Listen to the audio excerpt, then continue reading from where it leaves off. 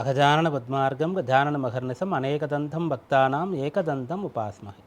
மாலை முரசு டிவி நேயர்களுக்கு அன்பான காலை வணக்கம். இன்று மங்களகரமான விஸ்வவசு வருஷம் தக்ஷிணாயனம் சரத்ருது ஐப்பசி 9 அக்டோபர் 26 ஞாயிற்றுக்கிழமை. வளர்பிறை பஞ்சமி திதி. கேட்டை நட்சத்திரம் காலை 10:45 மணி அளவு வரை, அதன் பிறகு மூல நட்சத்திரம். அதிகண்ட நாம யோகம், பவம் நாம கரணம். இது இன்றைய பஞ்சாங்கம். இன்றைக்கு திருமண சம்பந்தமான ஒரு ஜோதிட தகவல். எந்த காலகட்டங்களில் எப்பெல்லாம் திருமணம் நடக்கிறதுக்கான யோகம் ஜாதகப்படி வரும்? முதல்ல கிரகங்கள் அடிப்படையில் சுக்கிர திசை சுக்கிர புக்தி நடந்தால் திருமணத்துக்கான யோகம் இருக்கக்கூடிய காலமாக அதை கன்சிடர் பண்ணலாம். சுக்கிர திசை நடக்கும்போதும் சரி, சுக்கிர புக்தி வேறு எந்த ஒரு கிரக தசையில் சுக்கிர புக்தி நடந்தாலும் சரி, அப்படியாக அதை எடுத்துக்கணும். ரெண்டாவதாக செவ்வாய், அங்காரகன் மங்களன்னு சொல்கிறோம் இல்லையா, குஜன். இந்த செவ்வாயுடைய திசை நடக்கும்போதும் சரி, செவ்வாயுடைய புக்தி நடக்கும்போதும் சரி, திருமணத்திற்கான யோகமானது ஏற்படும்.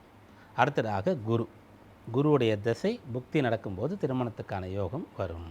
இது பிரதானமாக சொல்லப்படுகிறது. முதல்ல சொன்னதிலிருந்து அதனுடைய பலத்தை நம்ம எடுத்துக்கலாம். ஃபஸ்ட்டு ப்ரிஃபரன்ஸ் அப்படின்னு சொல்கிறோம் இல்லையா, அங்கேருந்து அடுத்த செகண்ட், அப்புறம் தேர்ட் அப்படின்னு சொல்லி இந்த ஆர்டரில் நம்ம சொல்கிறோம். இதன் பிறகு புதன் தசை புதன் புக்தியில் திருமணத்துக்கான யோகம் ஏற்படும். சனி தசை சனி புக்தியில் திருமணத்துக்கான யோகம் ஏற்படும். இது வரைக்கும் கூட நீங்கள் சுக்கிரன்னா ஓகேங்க, செவ்வாய்னா ரைட் பரவாயில்ல, குரு ஆமாம், அப்புறம் புதன்னா கொஞ்சம் பேருக்கு ஒரு சந்தேகம் வரும், புதனுக்கும் திருமணத்துக்கும் என்ன சம்பந்தம் சொல்லிட்டு இருக்குது. ஆனால் அதை கூட ஏற்றுக்கொள்ளலாம். சனியுடைய திசையிலையோ இல்லை சனியுடைய புக்தியிலையோ எப்படி கல்யாணம் நடக்கும்? அந்த டைம்லாம் கல்யாணம் பண்ண வேணான்ட்டுல நினச்சிட்டு இருக்கோம். சில பேர் அப்படி இல்லை சொல்கிறாங்க அப்படின்னா அதுக்கும் திருமணத்துக்கான தொடர்பு இருக்கிறது. சரி, இப்போ கிரகங்கள் சம்பந்தமாக என்னென்ன கிரகம் சம்பந்தமாக அதனுடைய திசையில் புக்தியில் திருமணம் நடக்கும் அப்படின்றத நம்ம பார்த்தோம். இதில் புதன் சனி அப்படின்னு சொன்னால் இவங்க எப்படி இதில் தொடர்பு பெறுகிறார்கள்னு பார்க்கும்போது, இந்த புதன்னு சொல்லக்கூடியவர் காலபுருஷ தத்துவங்கள்படி தர்ம அர்த்த காம மோட்சம்னு சொல்லக்கூடிய 4 புருஷார்த்தங்கள் இருக்கிறது. அதில் காமத்திரிகோணம்னு சொல்லக்கூடிய ஒன்று இருக்கிறது. இந்த காமத்திரிகோணம்னு சொன்னால் 3, 7, 11 இதை குறிக்கும். அப்போது இந்த இடம் வரும்போது ஒருத்தருக்கு அந்த காமவயப்படக்கூடியது.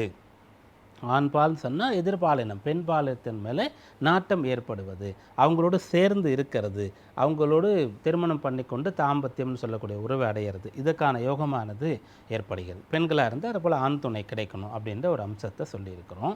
அந்த தர்ம அர்த்த காம மோட்சம்னு சொல்லக்கூடிய அந்த சம்பந்தமான திசைகள் அது சம்பந்தமான எண்ணங்களை நமக்கு கொண்டு கொடுக்கும். அப்போ காமத்திரிகோணம்னு சொன்னால் அது ஆண் பெண் நினைவு அப்படின்றது மட்டும் கிடையாது, அவங்களுக்கு நிறைய ஆசைகள் அபிலாஷைகள் உண்டாகி கொண்டிருக்கும்னு சொல்லி அந்த ஒரு டாபிக்கானது வந்துட்டுருக்கும். அதனால் புதனுக்கும் இந்த திருமண சம்பந்தமான தொடர்பு இருக்கிறது இப்படின்றது நம்ம சொல்லலாம். அடுத்ததாக சனி, இந்த காமத்திரிகோணத்தில் 3, 7, 11 காலபுருஷ தத்துவத்தின்படி 3 மிதுனம், 7 துலாம், 11 சொல்லக்கூடியது கும்பம் அப்படின்னு சொல்கிறதுனால சனிக்கும் இது போல் தொடர்பு இருக்கிறது. அதனால் சனியுடைய திசை அல்லது சனியுடைய புக்தி நடந்தாலும் கூட திருமணம் செய்யலாம். எல்லாம் கூடி வரும்போது திருமணம் செய்யலாம். சனி புக்தி நடக்குதுன்றதுக்காக செய்யாமல் இருக்க வேண்டிய அவசியம் கிடையாது. இப்போ நம்ம சொன்னது புதன் சனின்னு சொன்னது இந்த காரணத்திற்காக மட்டும் கிடையாது. இதை தாண்டியும் கூட இன்னமும் நிறைய காரணங்கள் இதற்கு இருக்கிறது. அதாவது சனி 10ஆம் இடத்திற்கு அதிபதியாகவும் வராரு. 10ஆம் இடம்னா கர்மஸ்தானம், நம்ம பிறந்த கடமைகளை நம்ம செய்து ஆகணும் அப்படின்னு சொல்லும்போது, அப்போ ஒரு பிறந்த கடமைன்னு சொன்னால் எவ்வளவோ இருந்தாலும் கூட மறுபடியும் இங்கே பிரஜோற்பத்தின்னு சொல்கிறோம், பிரஜைகளை உற்பத்தி பண்ணணும். ஒவ்வொருத்தரும் அடுத்து இந்த உலகம் தழைக்கிறதுக்காக மனம் புரிந்து கொண்டு மக்கட்பெயரை ஏற்படுத்தி கொண்டாரோ அப்புறம் உலகமானது தழைக்கும். அந்த அடிப்படையில் சனி இங்கே வந்துடுவார். புதன் அப்படின்னு சொல்லும்போது இந்த இடத்துல எப்படி வராரு சொன்னால், முதல்ல நம்ம சொன்ன 3, 7, 11 இதோட சம்மந்தப்படுகிறார் அல்லவா. இதை தாண்டி புதன்னு சொன்னால் இவர் சகல கலா வல்லவன் அப்படின்னு சொல்லக்கூடிய ஒரு நிலையில் இருக்கார். அந்த புதன்னு சொல்லக்கூடியவர் குரு அப்படின்னு சொன்னால் ஆசிரியர், புதன்னு சொன்னால் சிஷ்யன் அப்படின்னு நம்ம எடுத்துக்கலாம் இந்த ஒரு தொடர்பில். ரெண்டாவது, உலகத்தில் எல்லாவற்றையும் அனுபவப்பட்டு தான் தெரிந்து கொள்ளணும் அப்படின்னு சொல்லக்கூடிய ஒன்று, உலகத்தை எல்லாவற்றையும் ஒரு குரு மூலமாக தான் தெரிந்து கொள்ளணுன்ற ஒன்று, சுயமாக தானே சில விஷயங்களை சில பேரால் உணர்ந்து கொள்ள முடியுன்ற ஒன்று, இதிலெல்லாம் புதனுடைய தொடர்பானது வரும். அதனால் அந்த திருமணம்னா என்ன, திருமண வாழ்க்கைன்னா என்ன, குழந்தைகள்னா என்ன அப்படின்னு சொல்லக்கூடிய விஷயங்கள் எல்லாம் இந்த புதனானவர் சொல்லி கொடுப்பாரு. ரெண்டாவது, புதனுடைய தன்மை ஒரு இடத்துல இருக்கும்போது ஃப்ளெக்சிபிலிட்டி அப்படின்னு சொல்கிறது. அவங்களால புதன் இப்போ உதாரணத்துக்கு சுபரோட சேர்ந்தா சுபர், அசுபரோட சேர்ந்தா அசுபர். அப்போது இவர் என்ன பண்ணுறாருன்னா, இந்த திருமணம் செய்து கொள்ளலாம் அதுக்கான தன்மை அவருக்கு வந்துடும். அந்த ஃப்ளெக்சிபிலிட்டி இருக்கும். இவ்வளோ நாள் வந்து பெற்றோருக்கு பையனா அல்லது பொண்ணா இருந்திருப்போம், சுதந்திரமாக இருந்திருப்போம், கட்டுப்பாடெல்லாம் இருக்காது. அப்போ இப்போல்லாம் ரொம்ப செல்லம். அப்போது நாம் என்ன நினைக்கிறோமோ அதுதான். கல்யாணம் போது சில விஷயங்கள்லாம் மாறும் இல்லையா, அதெல்லாம் ஏற்றுக்கொள்ளக்கூடிய பக்குவத்தை புதன் தருவார். புதன் எப்போ ஒரு ஜாதகத்தில் பலமாக இருக்காரோ அவங்க எங்கே எப்படி நடந்துக்கணுன்றது தெரியும். அப்போ திருமண வாழ்க்கைக்கு உண்டான ஒரு விஷயம் என்னன்னு சொன்னால், முதல்ல வந்து ஒருத்தரை ஒருத்தர் ஏற்றுக்கிறது தான். ஒருத்தரை ஒருத்தர் புரிஞ்சுக்கிறது, பக்குவப்படுறது, நிறை குறைகளை ஏற்றுக்கிறது, அதுக்கேற்ற மாதிரி இணங்கிறது, அதுக்கேற்ற மாதிரி வந்து வளைந்து கொடுக்கறதுன்னு சொல்லக்கூடியது. இதை புதன் தருவார். அதனால் புதன் காலத்தில் படித்தா அங்கே கூட படிக்கிறவங்க, சொல்லி கொடுக்குறவங்க எல்லாரையும் பேலன்ஸ் பண்ணி படிக்க முடியும். புதனுடைய காலத்தில் உத்தியோகம் பார்த்தா அங்கே எல்லாவற்றையும் மிகச்சரியாக ஏற்றுக்கொண்டு எங்கே எப்படி நடந்துக்கணுன்றதெல்லாம் பார்த்து உத்தியோகம் பண்ண முடியும். புதன் திசையில் பிஸ்னஸ் பண்ணால் மிகச்சிறப்பாக அவங்களால வர முடியும். அதனால் இந்த புதன் திசை, புதன் புக்தின்னு சொல்லும்போது அப்போ திருமணம் செய்து கொண்டால் அந்த திருமண வாழ்க்கையில் இம்மீடியட்டாக சில பேருக்கு பிரச்சனை வரலாம், எனக்கு செட்டே ஆகலை, என்னால் முடியவே முடியாது அப்படின்ற ஒரு இதெல்லாம் வராதுன்னு சொல்லி இது போல் பல காரணங்கள் இருக்குது. இன்றைய நாளில் திருமண சம்பந்தமாக எந்தெந்த கிரகங்களுடைய தொடர்புலாம் இருந்தால் திருமணம் நடக்கும் தசாபுக்திகள் என்றதை பார்த்தோம்.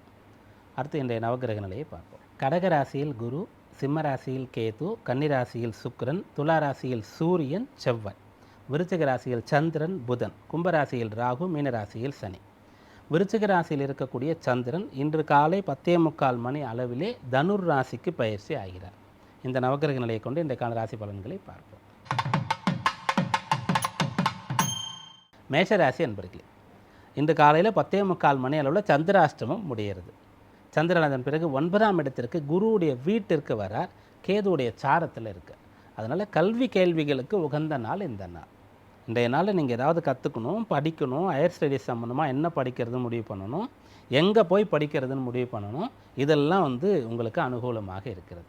படித்த அந்த கல்விக்கான பட்டயங்கள் கிடைக்கிறது, அதை கொண்டு வேலைக்கு முயற்சிக்கிறது, கல்வி கடனுக்கு நீங்கள் முயற்சிக்கிறது, இதெல்லாம் இன்றைய நாளில் செய்யலாம்.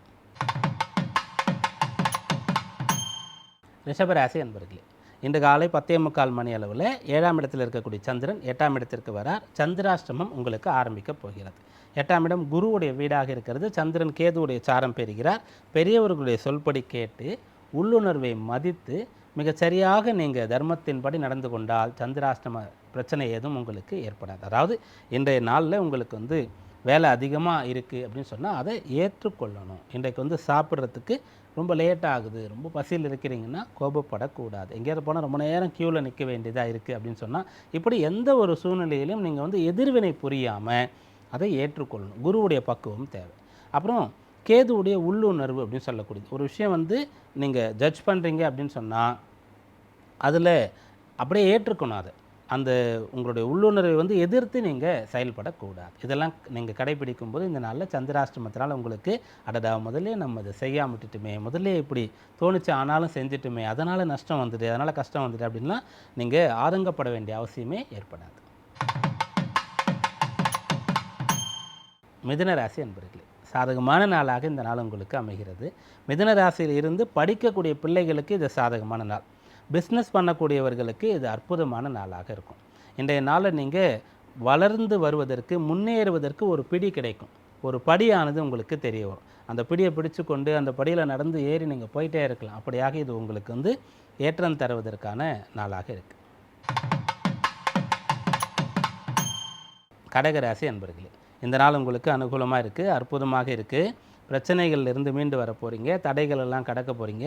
இந்த காலகட்டத்தில் இந்த நாளில் உங்களுக்கு வந்து எது பிரமிப்பாக இருக்கிறதோ, எதை நினைத்து மலைத்து போயிருக்கிறீர்களோ, இது எப்படி சாத்தியம், இவ்வளோ பெரிய செலவு செய்ய வேண்டியதாக இருக்குது, இவ்வளோ பெரிய ப்ராஜெக்ட், இவ்வளோ பெரிய வேலை, இப்படிப்பட்ட கமிட்மெண்ட்னால் அதெல்லாம் கிளியர் பண்ணி முடிக்க போகிறீங்க. சிம்மராசி அன்பர்களே, இந்த நாள் வந்து உங்களுடைய பெற்றோருக்காக, பிள்ளைகளுக்காக, குடும்ப நபர்களுக்காக நேரம் ஒதுக்கணும், பணம் செலவு செய்யணும், அவர்களுடைய விஷயங்களை பற்றி எல்லாம் சீர்தூக்கி ஆராய்ந்து சிந்தித்து பார்க்கணும். இதுக்கான நாளாக இந்த நாள் இருக்கிறது. பொறுப்புகள் அதிகமாக போகிறது. நீங்கள் தான் எல்லாருக்காகவும் உழைக்கணும், பாடுபடணும். கட்டாயம் வந்து அது உங்களுக்கு மனநிறைவு திருப்தியை ஏற்படுத்தும். கன்னிராசி அன்பர்களே, இன்றைய நாளில் நீங்கள் வந்து உங்களுக்கு சரியில்லாத விஷயங்களை சரி பண்ணலாம். உடல் உபாதை இருக்குது, சரி பண்ணிக்கலாம். வாகனங்கள் ஏதோ பிரச்சனை இருக்குது, சரி பண்ணலாம். வீட்டை வந்து புதுப்பிக்கலாம். ஏதாவது ரிப்பேர் ஒர்க்லாம் இருக்குது, அதெல்லாம் நீங்கள் செய்யலாம். பயன்படுத்தக்கூடிய கருவிகள், சாதனங்கள் அதெல்லாம் வந்து நீங்கள் சரி பண்ணலாம். இதற்கான நாளாக இந்த நாள் இருக்கிறது. செலவு செய்து பழுதுகளை போக்கி புதுப்பிக்கக்கூடிய ஒரு யோகம் இந்த நாளில் இருக்குது. வீடோ வாகனமோ ஆபரணம் உங்களுடைய அந்த கருவிகளோ இதெல்லாம் நீங்கள் இது போல் செய்து நல்ல பலன் அடையலாம். துளாராசி என்பர்களே, இன்றைய நாளில் வந்து சகோதர ரீதியாக நல்ல விஷயங்கள் நடந்தேறப் போகிறது. சொத்துக்கள் சம்பந்தமாக உங்களுக்கு நல்ல செய்தி கிடைக்கப் போகிறது.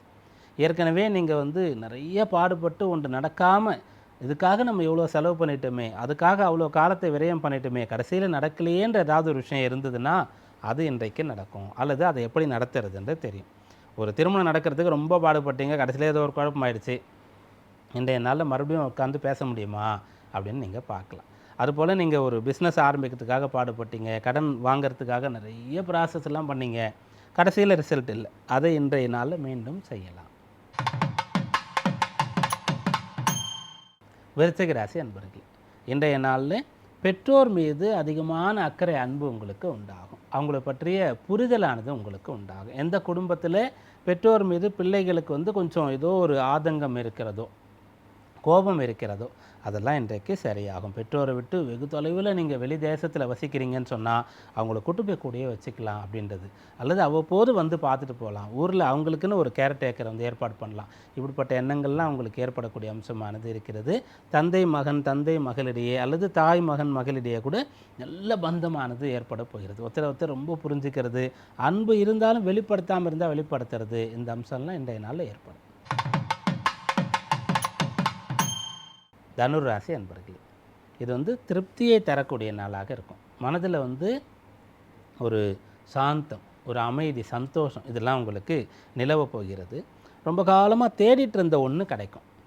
ஆராய்ச்சி செய்யக்கூடிய ஒருத்தர் வந்து ஆராய்ச்சியின் பயனாக ஒன்றை கண்டுபிடிக்கிறார்ல, அதுபோல் நீங்கள் எந்த மாதிரி வேலைக்கு போகலாம், என்ன மாதிரி படிக்கலாம், எப்படி பிஸ்னஸ் பார்க்கலாம், என்ன பிஸ்னஸ் ஆரம்பிக்கலாம், எப்படிப்பட்ட ஒரு வீட்டில் போய் நம்ம குடியிருக்கணும்னு வீடு தேடுறீங்க, இப்படி உங்களுடைய தேடுதல் இருக்குது இல்லையா, ஒரு ஆராய்ச்சி இருக்கிறது இல்லையா, அதற்கான தீர்வு பலன் வந்து இன்றைய நாளில் கிடைக்கப் போகிறது.